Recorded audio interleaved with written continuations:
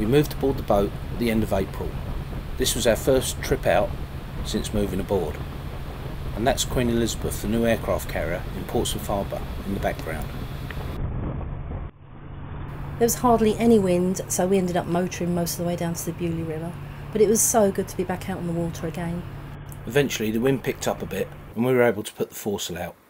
Southampton Water is one of the busiest seaways in the UK. The larger container vessels and most of the gas ships are always escorted out of the Solent. We arrived at Buckler's Hard in the late afternoon. The sun was still quite hot and we were ready for our barbecue. There were 8 boats from the BOA, ranging in size from 33 to 49 feet. We arrived at Buckler's Hard at high water. It's very tidal there, and some parts of the river almost dry at low water springs. Buckler's Hard is a hamlet situated on the banks of the Beaulieu River. It's very picturesque with its Georgian cottages running right down to the river. The small hamlet was originally called Montague Town. It was built by the 2nd Duke of Montague and is intended to be a free port for trade with the West Indies. Shipbuilding at Buckler's Hard commenced in the early 18th century.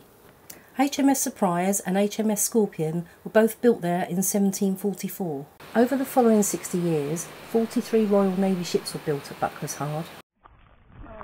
There's a barbecue area that you can hire out from the Beaulieu estate, so that's what we did. We all had a great time. There was lots of beer and wine, plenty of sausages and burgers. Cindy made some kebabs and some juicy coleslaw.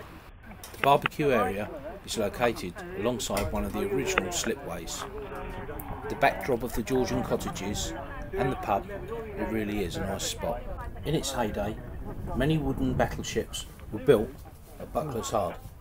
They include HMS Swiftsure, HMS Agamemnon and HMS Ulysses, all of which fought in the Battle of Trafalgar in 1805. Buckler's Hard is also where Sir Francis Chichester began and finished his single-handed voyage around the world in Gipsy Moth 4. Of course, not far away is the world-famous Beaulieu Motor Museum. Beaulieu also hosts a huge boat jumble in the spring every year. The following day we sailed round to Swanwick. We took the new rib up the river and parked her in the marina. This marina used to be the site of the old Moody Boatyard, and it's still referred to sometimes as the Moody Boatyard.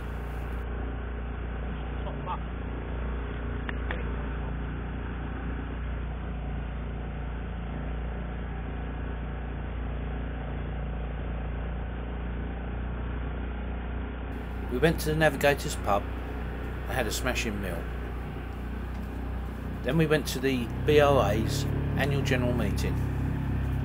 We left the River Hamble quite early the following day and headed back to our marina at Port Solent.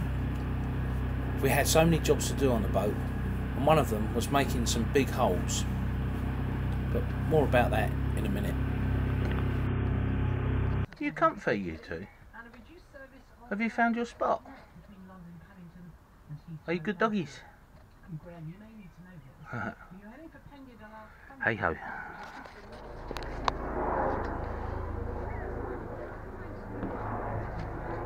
So we fitted in the davits, and the first thing we had to do was to reinforce all of the transom, and to do that we had to get in the back, strip out the teak and cut a hole, and we'll replace that later.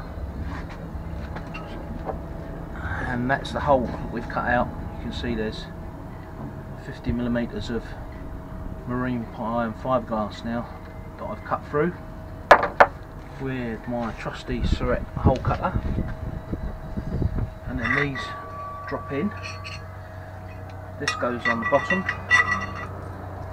and then 4 of these countersunk machine screws go through and it clamps up. So there's been a lot of work involved in getting those marine ply pieces epoxied and then epoxied in, and then allowing them to dry, and then cutting the holes, and then getting the new holes absolutely accurate. Otherwise we'll have davits that are not on line with the boat. But we're getting there, and these are the Plastimo 160 kilogram per pair davits. and they really are well made. 316 stainless. Nice solid piece of kit, but if you're going to have something, you're going to build something, you might as well build it over strength rather than under strength. So this afternoon I'm going to double check the measurements, and then I'm going to install these. I'm going to bed them down on Sikaflex 291i, which is an adhesive and a filler. I'm going to put some up here and slot this in so that at the last minute it bonds around the hole. And then once we're bolted in, I'll leave it 24 hours, and then I'll epoxy around these as well to give them some extra strength. But it's taken a couple of days. We've had a couple of days of rain, and we've had visitors, etc. But yeah, we're getting on with it. Another job nearly ticked off the list. Hey ho. Yeah. But there's one more thing I'm going to check before I drill the holes. Oh, it's only spot on.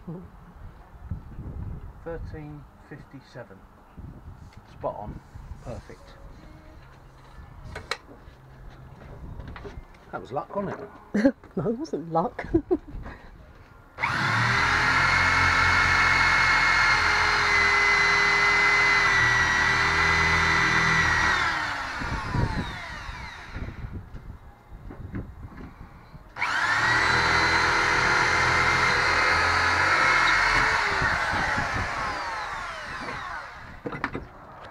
Once the davit sockets are in, I then had to build reinforcement out of pieces of 18mm marine ply, refill the holes and epoxy them. They came up really well. The dive platform is now much stronger than it was originally, and the whole of the socket is supported in marine ply, epoxy and woven Rodevins. I managed to get hold of some really good quality teak, and it was just a case of making the new deck strips and bonding them in position. Once the strips of teak had been epoxied in place and set out the correct distance apart, it was then a case of masking up all of the teak and infilling with Sikaflex. Now, I'm not an expert, but I've done a bit of masticing and some caulking, and I take my time and I try and do the smartest job that I possibly can. If there's more interest in how I fitted these davits, maybe I'll do an in-depth detailed video showing you all the engineering drawings and the stresses and strains I worked out in order to make sure they would actually carry our dinghy. I'm sitting down now in the evening editing this video, and I'm waiting for the Sikaflex to go off. So I'll show you some video of the finished item and our new dinghy hanging off the davits next time. We're always interested to see your comments. So until next time, sail safe. Bye! Bye.